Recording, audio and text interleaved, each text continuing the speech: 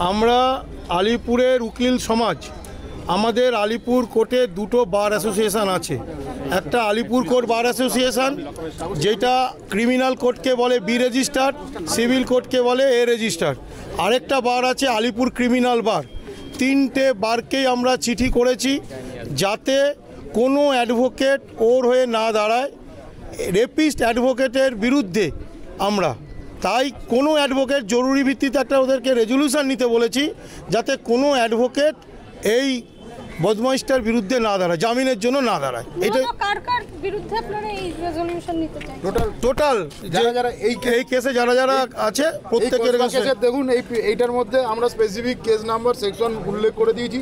মানে এখানে যারা মূলত অভিযুক্ত আছেন সবার বিরুদ্ধে আমরা বলেছি।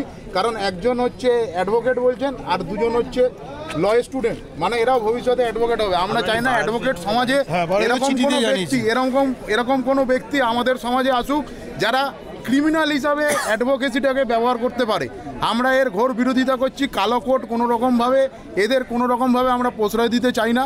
আমরা চাই না আমাদের অ্যাডভোকেট সমাজকে কলুষিত করার জন্য এইসব নটোরিয়াস ক্রিমিনাল শুধুমাত্র নিজেদের দোষকে সমাজের বুক থেকে চাপার জন্য কালো কোর্টটা চাপিয়ে নিজেদের সমাজের বুকে কালো কোর্টধারী হিসাবে প্রমাণ করে অ্যাডভোকেট সিলটাকে ব্যবহার না করতে পারে।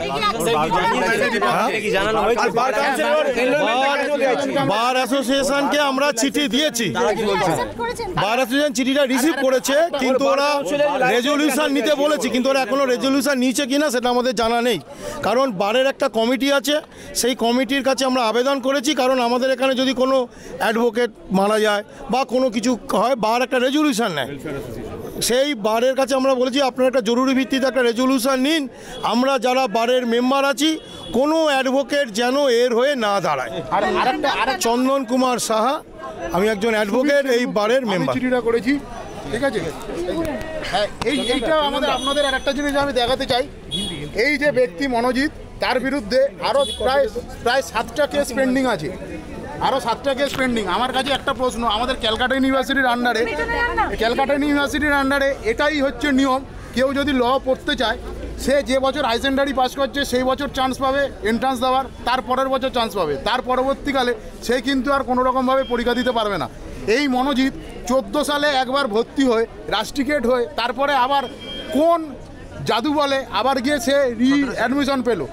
আমাদের বার কাউন্সিলে মেম্বারশিপ নেওয়ার আগে বার কাউন্সিলকে অবশ্যই আমাদের জানাতে হয় ডিক্লারেশন দিয়ে আমাদের বিরুদ্ধে কোনো রকম ক্রিমিনাল কেস পেন্ডিং আছে কি না। সেই ক্রিমিনাল কেস এতগুলো পেন্ডিং থাকা সত্ত্বেও সে কি করে বার কাউন্সিলের মেম্বারশিপ পেল। 3 নম্বর, আমাদের প্র্যাকটিসিং অ্যাডভোকেটদের এইটা স্ট্রিক্ট নিয়ম। এই প্র্যাকটিসের যদি আমাদের করতে হয় কোনো রকম কোনো চাকরি বাকরি কোনো অন্য প্রফেশনের সঙ্গে আমরা যুক্ত থাকতে পারবো না। সেই ক্ষেত্রে এই মনোজিৎ কি করে ওখানে অফিসিয়াল পোস্ট হোল্ড করে এখানে প্র্যাকটিসিং অ্যাডভোকেট হিসাবে ওয়েস্ট বেঙ্গল বার কাউন্সিল বা আমাদের আলিপুর বার কাউন্সিলে মেম্বারশিপ করাতে পারে?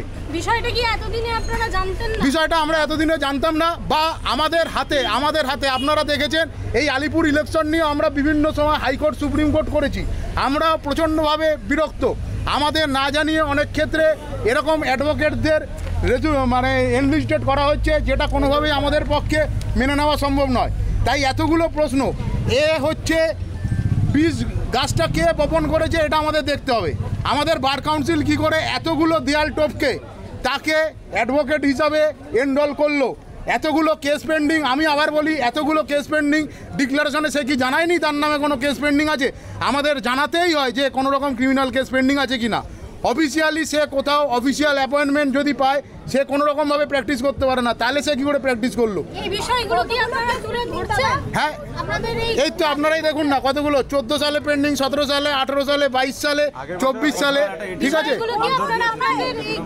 হ্যাঁ, আমাদের সমস্ত আমরা যে রেজলিউশনটা আনার জন্য আবদার করেছি, যেহেতু আমাদের বার also control by this party, তারা সমাজের জন্য সোসাইটি আজ লার্জ সোসাইটির ভালোর জন্য সত্যিকারের একে বাদ দিয়ে এর কোনো রকম সুবিধা বাদ দিয়ে সোসাইটির জন্য বা কালো কোটের জন্য ভাবছে কিনা, এটাও একটা আজকে দেখবার বিষয়। এরা রেজলিউশন নেয় কিনা যে এই অপরাধীর বিরুদ্ধে যদি কেউ দাঁড়ায় তাহলে বুঝতে হবে যে এরা কিন্তু এই দুষ্কৃতীদের পক্ষে, কালো কোটের পক্ষে নয়।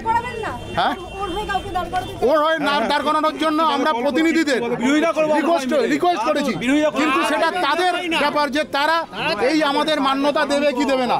তাদের মান্যতা দেওয়ার উপরই নির্ভর করছে যে তারা দুষ্কৃতীদের পক্ষে না কালো কোটের পক্ষে, যারা আমাদের প্রতিনিধি। আমার নাম হচ্ছে সুবীর সেনগুপ্ত। এই চিঠিটা আমি বারকে জমা করেছি, চন্দনদা এই সিনিয়ররা সব আমার একসঙ্গে